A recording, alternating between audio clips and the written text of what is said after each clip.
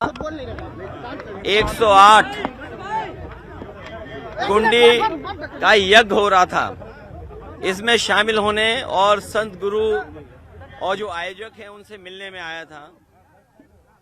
मैं परिक्रमा किया हूं और उनसे आशीर्वाद लेकर के आया हूं, लेकिन बीजेपी के लोगों को पेट में दर्द हो रहा है।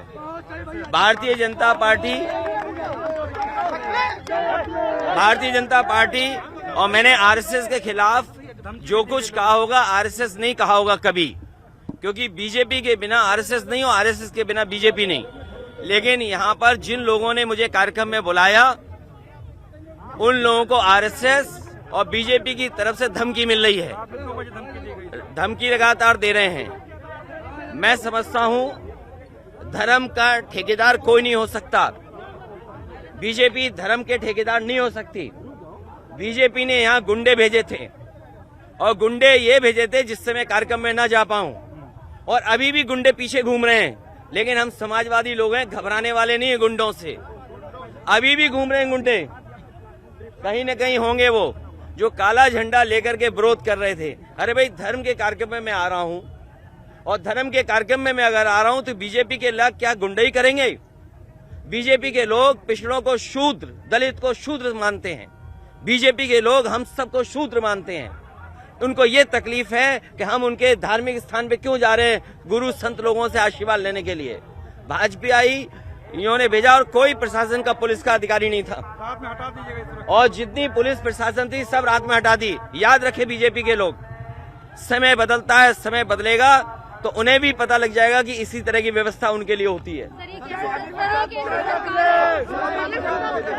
देखिए, स्वामी प्रसाद मौर्य जी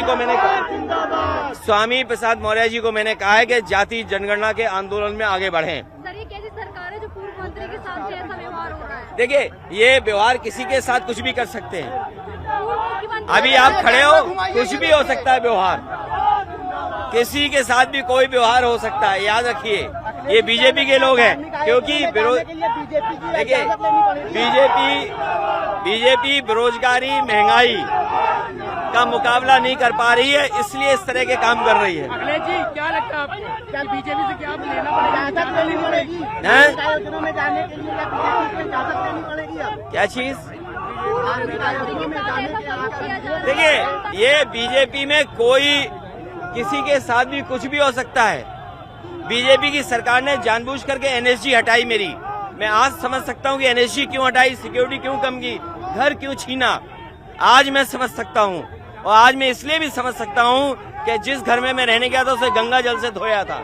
आज मैं समझ सकता हूँ। और जब हम बात कर रहे हैं तो देखो, बीजेपी के गुंडे आ गए उधर, ये बीजेपी के गुंडे उधर बाईं तरफ घूम रहे हैं। चलिए, धन्यवाद।